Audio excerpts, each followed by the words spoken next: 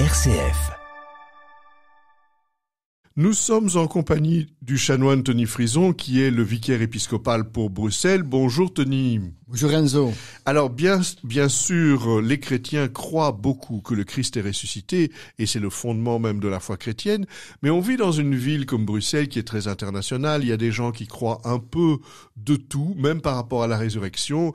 On peut croire à la réincarnation, on peut croire pour des raisons parfois athées ou scientifiques que la vie s'arrête et puis qu'il n'y a rien d'autre.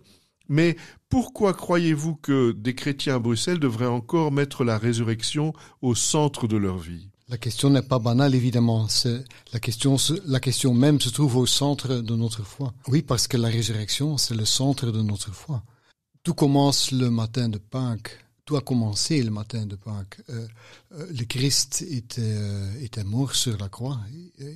Il était mis sur le tombeau. Et le troisième jour, ils ont fait l'expérience qu'il était de nouveau là. Donc, que c'était pas la mort qui était le point final, mais que même après la mort, ils ont pu le retrouver, le rencontrer de nouveau, bien qu'ils n'ont pas compris. Ils ont eu besoin jusque Pentecôte au moins, et même plus long pour comprendre. Mais il y avait de nouveau sa présence, une présence qui leur a touché, qui leur a donné de la joie de nouveau. Et quand nous fêtons Pâques, quand nous croyons dans la résurrection, in fine, c'est la même chose. Le Christ est ressuscité pas pour mourir par la suite de nouveau. Enfin, maintenant, on a eu ça pendant je sais pas combien de temps, maintenant c'est terminé. Non, ça continue. Et donc, quand nous fêtons Pâques, on peut avoir cette même expérience que le Christ est vivant et nous touche. Il faut jamais oublier que la foi chrétienne, c'est pas une conviction, c'est pas quelque chose des livres, c'est d'abord une relation avec le Christ vivant qui nous touche, bien que même après Pentecôte, on comprend à peine ou pas du tout, mais il nous touche. Donc ça veut dire que si on célèbre ensemble le fait qu'on croit en la résurrection, on célèbre pas seulement la résurrection du Christ, mais la nôtre aussi alors, ou la nôtre en espérance évidemment. Hein. La nôtre en espérance, oui. On pourrait dire, on pourrait en quelque sorte un peu vulgariser. Ce que moi j'aime bien expliquer, c'est que on peut avoir des moments de désespoir. On peut avoir dans des relations des moments où c'est surtout la déception. Et c'est bien possible que ça s'arrête là. On ne va pas dire que tout se termine bien. Non, absolument pas. Néanmoins, il est possible que malgré la déception, il y a un moment où on revit la joie d'être ensemble. C'est un peu comme la résurrection, mais plutôt au niveau du jour à jour, bien que c'est pas si banal que ça, mais enfin, où il y a des éléments de résurrection, l'amour qui gagne sur l'amour. Déception, c'est l'amour en quelque sorte. On peut avoir part à cela, oui, je crois bien. Mais dans les paroisses, dans beaucoup de communautés, on est un peu fatigué parce qu'on a fait les rameaux le jeudi saint, le vendredi saint, la vigile pascale, on est épuisé.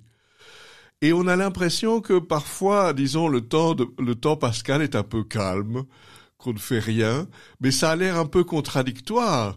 Est-ce qu'il faudrait, je ne sais pas, qu'on ait un autre ton, qu'on ait un autre style, qu'on ait une autre attitude pendant le temps pascal qu'on a eu pendant la semaine sainte ou le carême ? Oui, mais je pense qu'il y a quand même une autre tonalité. Effectivement, la semaine sainte est intense. Il y a tous les jours quelque chose et c'est beaucoup. Le matin de Pâques, quelque sorte, il n'y a plus rien. Il y a la liturgie.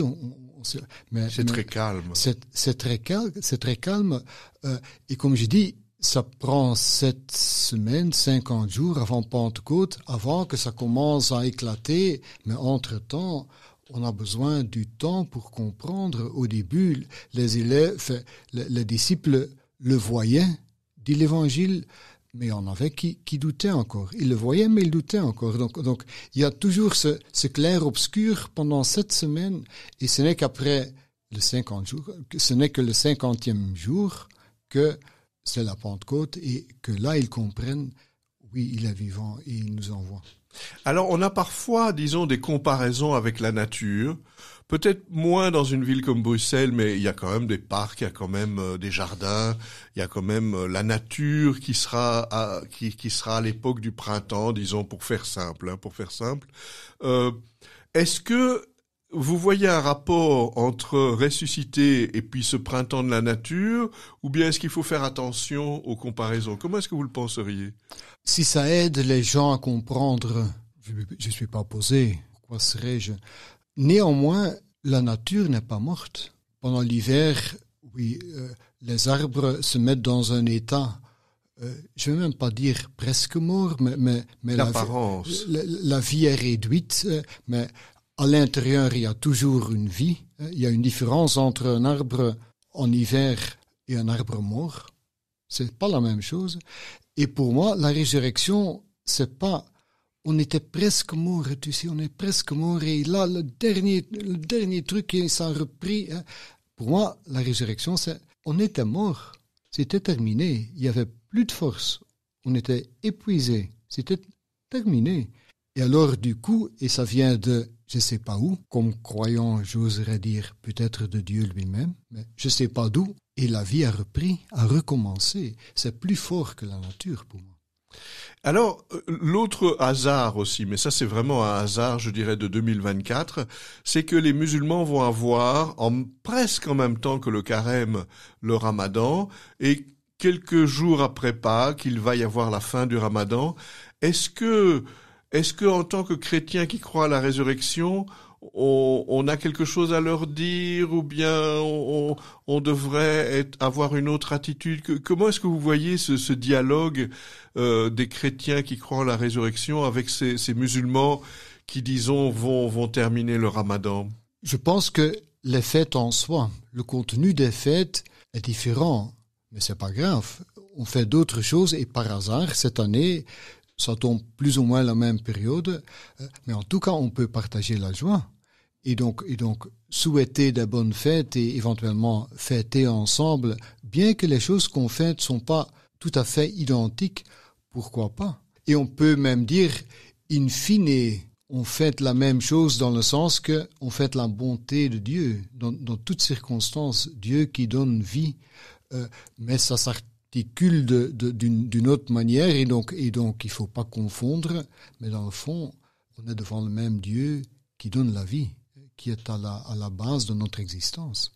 Donc il y a une forme d'ouverture, oui. Mais on garde sa propre identité. Oui. Je pense que ça pourrait donner cause à une confusion et ça serait pas très heureux, je pense.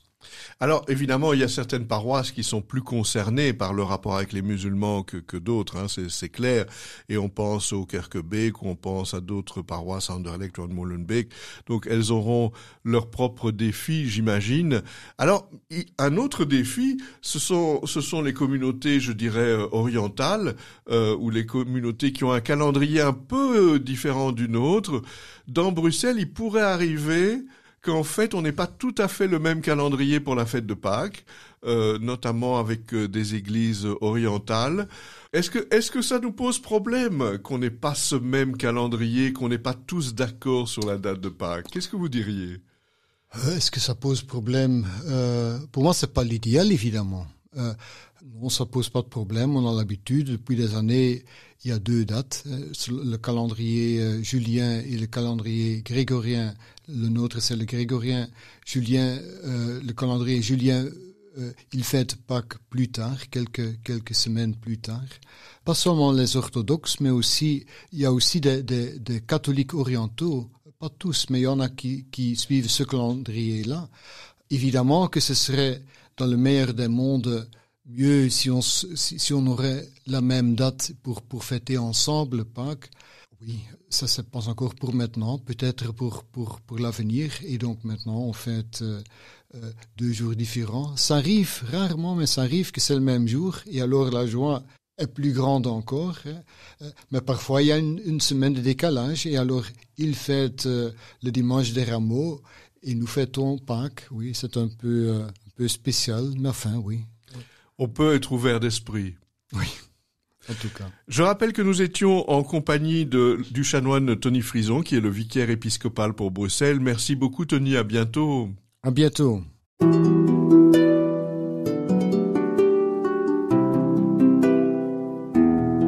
Au fil de la vie, Enzo Bordonaro. Ici Enzo Bordonaro, je reprends un peu la parole pour vous demander un retour, si vous avez le temps, de nous écrire une carte postale sur l'émission Au fil de la vie que vous venez d'entendre. N'hésitez pas à nous l'envoyer. Je vous rappelle l'adresse RCF Bruxelles, rue de la Linière 14 1060 Bruxelles, parce que nous avons toujours besoin de retours, nous avons besoin de gens qui nous disent ce qu'ils aiment dans nos émissions ou ce qu'ils voudraient entendre. Je vous rappelle également que vous pouvez écouter nos émissions en différé cette fois-ci, non seulement sur notre site rcf.be avec évidemment l'onglet de Bruxelles, mais aussi sur d'autres pages de réseaux sociaux comme Facebook, Instagram, LinkedIn, Spotify ou encore d'autres pages de réseaux sociaux. N'hésitez pas à nous laisser un message. À bientôt.